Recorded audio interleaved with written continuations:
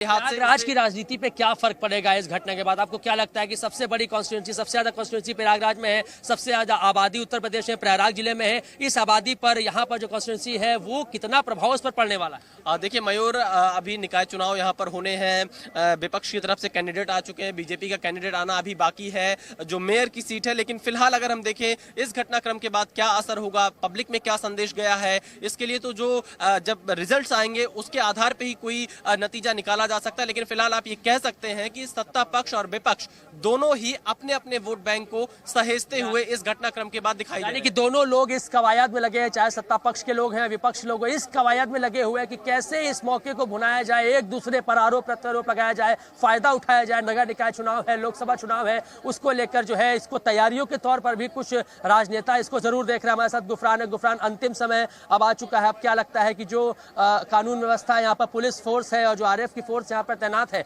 क्या ये आने वाले कुछ दिनों तक यहाँ पे रहेंगे? किसी तरीके की अव्यवस्था अब यहाँ हो सकती है क्या? देखिए व्यवस्था, देखिए आशंका जरूर है इस बात की, लेकिन जिस तरीके से यहाँ पर पुलिस फोर्स का मूवमेंट है, अभी हमने कुछ समय पहले देखा था कि आईजी चंद्र प्रकाश प्रयागराज के जो हैं, इसके अलावा कमिश्नर प्रयागराज जो हैं, इसके अलावा दूसरे तमाम जो पुलिसकर्मी हैं, उन्होंने एक लंबा चौड़ा जो काफिला होता है आर्या पीएसी की टुकड़ी के साथ, एक लंबे काफिले के साथ चकिया, कसारी मसारी, कुल्लाबाद इलाकों में मूवमेंट किया है। और तमाम जो चौराहे हैं, जो बाहुल्य इलाका है, खास करके मुस्लिम बाहुल हैं, बड़ी तादाद है, उन जगहों पर अतिरिक्त पुलिसकर्मियों की तैनाती की गई है। सुरक्षा को लिहाज से तमाम जो जरूरी इंतजामात होते हैं वो हमने कल रात से देखे हैं, और आज उसका जो असर है वो ये दिखाई दिया है कि कहीं पर कोई हिंसा या कोई ऐसी घटना। लेकिन कल कुछ ऐसी तस्वीरें सामने आई थी पूरे जिले से कि जगह जगह पर आगजनी हुई थी, पत्थरबाजी हुई थी, एटीएम तोड़ा गया था, जिसकी तस्वीरें हमने दिखाई हैं। बिल्कुल बिल्कुल, कल रात में जिस तरीके की खबरें आ रही थी, माफिया अतीक अहमद के जो समर्थक थे उनमें आक्रोश था, कुछ जगहों पर पत्थरबाजी की खबरें आई, एटीएम में तोड़फोड़ हुआ, इस तरीके की चीजें जो आई, इससे ये लग रहा था कि आज कानून व्यवस्था सरकार के लिए नहीं बल्कि प्रयागराज पुलिस के लिए एक बड़ी चुनौती हो सकती है। लेकिन तारीफ भी करनी होगी कि हत्याकांड को जरूर नहीं रोक पाए, लेकिन किसी तरीके की आशंकाओं को लेकर के जो व्यक्त किया जा रहा था कि कोई हिंसा हो सकती है, कोई बड़ी घटना हो सकती है, उस पर फिलहाल अभी तक कोई ऐसी घटना नहीं हुई है। ये पुलिस के लिए कामयाबी जरूर है, लेकिन बड़ा सवाल ये है कि अभी तक वो आरोपी हैं जो तीनों गिरफ्तार हुए हैं, उनके ऊपर किसका हाथ है, किसके इशारे पर यहाँ पर पहुंचे थे, कौन उनको इस पूरे घटनाक्रम में उनको यहाँ पर भेजा था, किसके टारगेट पर माफिया अतीक और अशरफ थे। एक बड़ा अपडेट इस पूरे घटनाक्रम की अगर बताएं तो तहरीर में जिक्र है, और मीडिया की जो बाइट है, जो वो बाइट में अपने जो बयान दे रहे थे, अशरफ दे रहे थे, पहले अतीक दे रहे थे। अतीक का जो एक बयान है 2 लाइन का है, उनसे ये पूछा गया कि आप अपने बेटे अशद के जनाजे में नहीं शामिल हुए, उन्होंने ये कहा कि नहीं ले गए, नहीं गए। ये दो लेकिन जिस दिन एक और महत्वपूर्ण बात यह है कि ये 4 शब्दों में अतीक ने माफ कीजिएगा अपनी बात कही। ठीक उसके बाद अशरफ बोलते हैं गुड्डू मुस्लिम नाम लेते हैं, ये बयान ऑन रिकॉर्ड है। गुड्डू मुस्लिम कहते हैं, तड़ से ये फायरिंग उनके कनपट्टी पर होती है। देखिए इस वक्त जो है अशरफ और अतीक के जो इंतकाल होने के बाद यहाँ पर कब्र में अब लोग अपने हाथों से मिट्टी दे रहे हैं, और मिट्टी देने के बाद एक बार फिर सभी के चेहरे मायूस जरूर हुए हैं। लोग ये सोच रहे हैं कि एक समय तक अतीक अहमद और उसके भाई अशरफ और तमाम जो उससे जुड़े हुए लोग थे वो किस तरीके से जराइम की दुनिया में अपना पैर पसार रहे थे, लेकिन आज देखिए स्थिति ये है कि आज उनको मिट्टी दिया जा रहा है। और ठीक उसी के बगल में जो असद की कब्र है वहां पर लोग खड़े हुए हैं, और एक तरफ असद को निहार रहे हैं, दूसरी तरफ अशरफ को देख रहे हैं, तीसरी तरफ अतीक अहमद को देख रहे हैं, और तीनों के कब्र बिल्कुल एक दूसरे को सटे हुए नजर आ रहे हैं। और फिर एक बार लोग मिट्टी देने की जो इस रिवायत को शुरू कर चुके हैं, बारी बारी से लोग अपने हाथों से मिट्टी दे रहे हैं कब्र पर, और जो तस्वीरें हैं वो ये बता रही हैं कि लोग काफी गमजदा हैं। महिलाएं यहाँ पर बैठी हैं चबूतरे पर, लोग वहां पर मिट्टी दे रहे हैं, और अब जो है अतीक के गुनाहों का अंत हो इसी जो मिट्टी देने के परंपरा के साथ ही खत्म भी हो जाएगा। लेकिन कई सवाल छोड़े जाएगा, जैसा कि हमारे सहयोगी चर्चा कर रहे थे, अब और भी कई सवाल होंगे। गुड्डू मुस्लिम को लेकर अभी बात होगी, शाइस्ता परवीन कहाँ है, इस बात का जिक्र हर कोई कर रहा था कि वो आ सकती है, लेकिन वो नहीं आ पाई है, वो अभी कहाँ है, और अतीक के बेटों का क्या होगा, और जो अतीक का साम्राज्य खड़ा हुआ था उसमें जो कुछ लोग बचे हुए हैं वो उन लोगों का क्या होगा, आगे ये पूरा नेटवर्क कैसे काम करेगा, या फिर इस पर किस तरीके से जांच आगे बढ़ेगी। क्योंकि जो कहा जा रहा था बात कि हथियारों का जखीरा जिस तरीके से अतीक अहमद ने पाकिस्तान के जरिए ड्रोन कैमरों के जरिए खड़ा किया था, उन जखीरों का का आखिर पता कैसे लगाया जाएगा? क्या उन सारे सवालों के जवाब अतीक अहमद और अशरफ ने दे दिए हैं, जिन सवालों को लेकर पुलिस जो है उनसे पूछताछ कर रही थी, जिन जवाबों को जानने के लिए लगातार उनको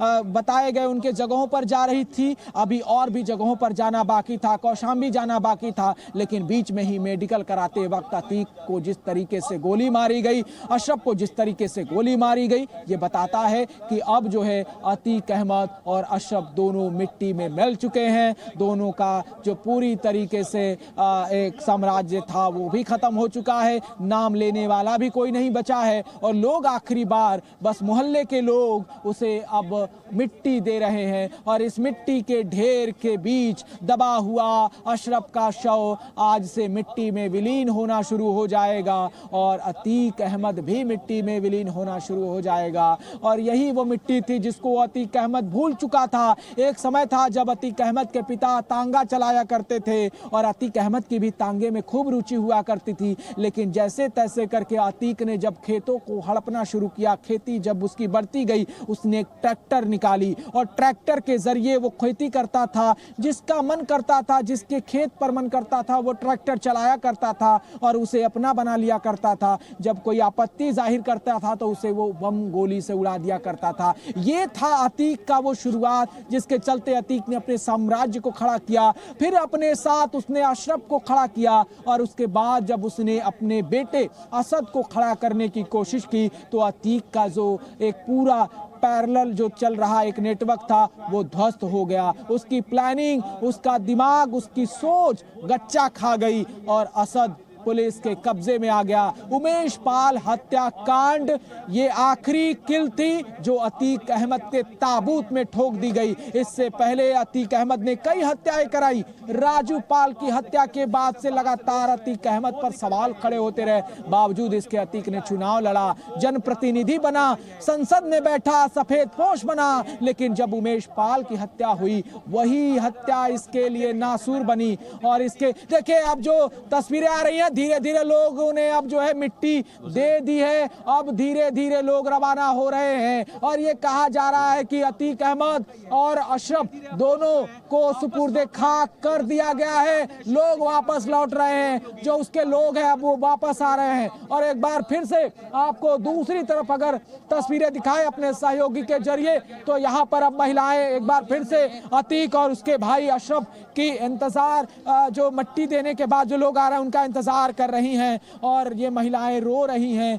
ये महिलाएं सिसक रही हैं, और ये करें भी तो क्यों ना, क्योंकि इनके जो परिवार के मर्दों ने किया है वही आज इनको भुगतना पड़ रहा है। पुलिस के जवान देखिए इस वक्त आ रहे हैं, हम अपने सहयोगी के कहेंगे कि वो जरा कैमरा जूम करके दिखाएं कि वो पुलिस के जवान भारी संख्या में यहाँ पर निकल के आ रहे हैं, यानी अब वो पूरी प्रक्रिया समाप्त हो चुकी है। दोनों माफिया ब्रदर्स को पूरी तरह से जो है सुपुर्दे खाक किया जा चुका है, और इसी के बीच जो तमाम पुलिस के अधिकारी हैं वो यहाँ पर मौजूद है, और इसके बाद वो धीरे धीरे अब बाहर की ओर निकलते जा रहे हैं। इनके साथ जिले के आला अधिकारी मौजूद हैं, और पीछे पीछे वो लोग भी आ रहे हैं जिन्होंने अशरफ और अतीक को मिट्टी दी है, जिन्होंने उन्हें सुपुर्दे खाक किया है, और वो महिलाएं अभी भी बैठी हुई हैं। वो लगता है परिवार की वो महिलाएं हैं जो यहाँ से अब निकलना नहीं चाहती हैं, उन्हें आगे का रास्ता नहीं मालूम चल रहा है। आगे घर जाकर वो क्या करेंगी, किससे बातें करेंगी,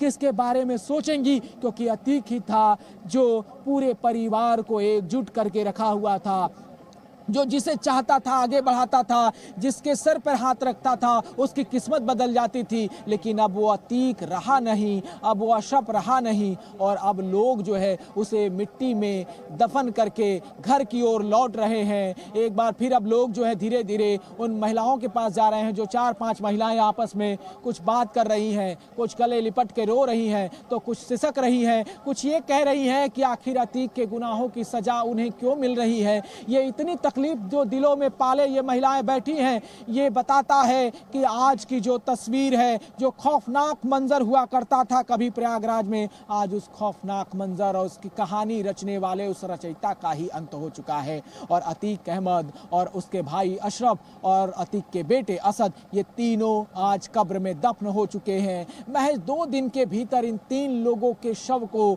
इस जो कब्रिस्तान में दफन किया गया है, वो इस बात की गवाही देता है कि गुनाहों का जब भंडाफोड़ होता है, जब प्रकृति की मार पड़ती है, तो बचाने वाला सामने कोई नहीं होता है, क्योंकि जो लोगों को तकलीफ देता है वो एक दिन खुद तकलीफ में आता है। और ये तकलीफ लगातार अतीक और उसका भाई अशरफ झेल रहा था। उसे बर्दाश्त नहीं हो पा रहा था कि उसके बेटे असद को उसके सामने मार दिया गया, उसका बेटा एनकाउंटर में ढेर हो गया। एक बाप के सामने बेटे का जनाजा निकल रहा है, वो बाप पर क्या बीत रही होगी। ये बात अतीक को तब समझ में आई जब उसके बेटे का शव उसके सामने निकला। वो गिड़गिड़ा रहा था पुलिस अधिकारियों के सामने कि उसे अपने बेटे के जनाजे में शामिल होने दिया जाए। उसने कोर्ट में बाकायदा याचिका भी लगाई, लेकिन वो याचिका तक खारिज हो गई। इसके बाद अतीक छटपटाने लगा, 2 दिनों तक खाना भी छोड़ दिया, पुलिस के सवालों के जवाब भी नहीं दे पा रहा था और रातों की नींद उड़ चुकी थी। लेकिन अतीक को क्या पता था कि अब उसका अतीत ही पूरी तरह से मिटने वाला है।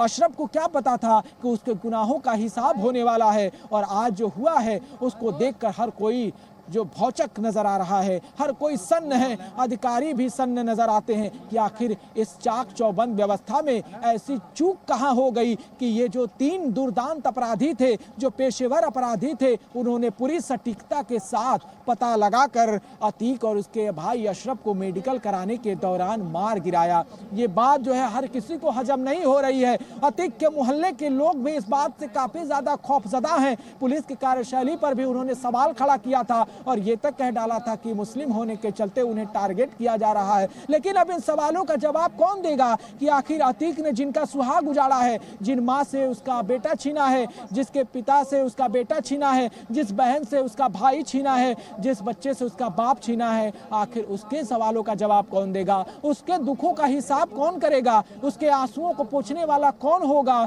उमेश पाल की माँ को देखिए, शांति देवी को, उमेश पाल की पत्नी को देखिए, जया पाल को, जो सिसक रही थी, जो रो रही थी, जो चिल्ला रही थी। अगर ये सीसीटीवी कैमरा न होता तो ये गुनाहों का पर्दाफाश भी ना होता। ये पता तक न चल पाता कि आखिर उमेश पाल को बम और गोलियों से उड़ाने वाले ये लोग कौन हैं, कहां से आए हैं और इसके पीछे साजिश कौन कर रहा है। ये वो लोग थे जिनको लेकर पुलिस ने जब पर्दाफाश किया और सीसीटीवी कैमरों के जरिए राज खुला तो फिर शुरू हुई काउंटडाउन अतीक एंड उसके ब्रदर्स की। और आज देखिए कि लोग उसे कब्र में दफन करके आ रहे हैं और जो मीडिया का भारी जमावड़ा है उसके साथ ही जो सुरक्षा का जो भारी इंतजाम किया गया है। अब देखिए जो परिवार